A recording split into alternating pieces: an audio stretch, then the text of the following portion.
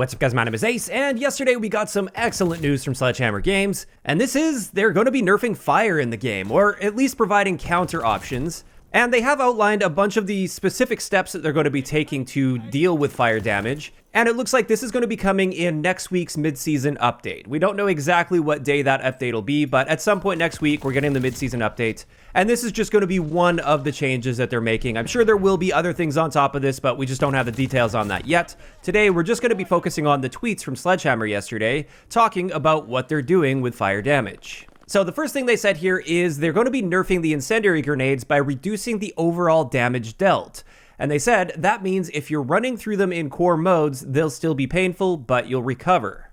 And taking a look back at how much damage the Incendiary is currently dealing in this game in relation to the Molotov and Thermite, you can see it deals 28 splash damage if you are within that splash damage area, and then every tick you're going to be getting an escalating amount of damage, starting at 10 and then it goes up in increments of 5. So my guess is they are no longer going to have this incremental increase to the damage per tick, and instead I'm hoping what we're going to be seeing is just a flat damage per tick. Perhaps something like 15 seems reasonable to me. I think that would make it so the Incendiary is not all that lethal and not all that dangerous unless you linger there for a long period of time. But yeah, that's just my initial guess here. We'll have to actually wait and see what they end up doing with this. But getting back to the tweets, that's just the first thing they mentioned here. Another thing they're going to be doing for all fire damage is Fortified and Dauntless are going to be counters to fire in their own unique way. So with Fortified, they're going to be significantly reducing all incoming fire damage, including the initial splash damage from things like Molotov. Because if we refer back to that graphic I just showed you, the Molotov has a lot of splash damage at 40,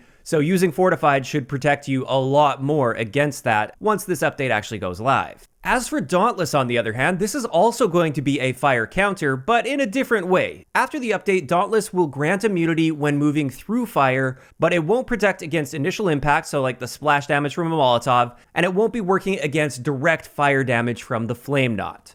So presumably Fortified will be working a little bit against the Flame Knot to help you survive a bit longer, but Dauntless won't. Instead, Dauntless will only be working on Molotovs and Incendiary grenades and Thermites that are already on the ground and already activated. So it sounds like you'll actually be able to run right over them without taking any damage whatsoever. So that right there is excellent news. That gives us a couple different options to deal with fire damage, and this has been a long time coming, I would say. But finally, Sledgehammer just said that the original goal of the Incendiary was to close off space, but unfortunately, it wasn't properly balanced on small maps. What a big surprise! But with this, they also said, we are confident this first wave of changes will have a positive impact on using and dealing with incendiaries and fire damage. So this seems to be opening it up for potentially even more changes in the future. This is just the first wave of changes. And they did say that at a later time, they're also going to be reducing the area affected by the incendiary grenades, smoke, and flame. So I think this is mainly just dealing with the visibility of it.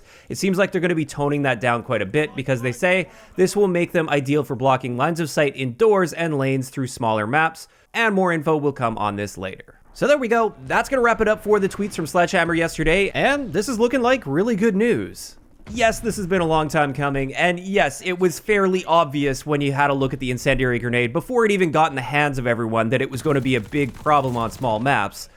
But at the very least, they are doing something about it. It's great to see some positive updates happening that are actually going to be improving the gameplay overall. And I'm definitely excited to see what else is going to be coming with this update, because there are obviously still a ton of other things that need to be addressed. Fire damage was a big one, but it's not the only one out there. And even with the incendiary grenade itself, there's a couple other bugs that I'm hoping will get fixed in this upcoming update, but they haven't been officially mentioned yet by Sledgehammer. And the first one is that bug where if you take some fire damage from the incendiary, but then you survive, the flames from that will linger on your character until you die. And to some extent, I thought that was kind of a funny bug, and I really didn't mind it all that much. But at the end of the day, yeah, it's distracting. It shouldn't be happening. And after the first few times that it's happening, it does start to really get on your nerves. And then there's another bug that I can't seem to recreate here, but I have seen video clips of this, so it is happening at least to some people.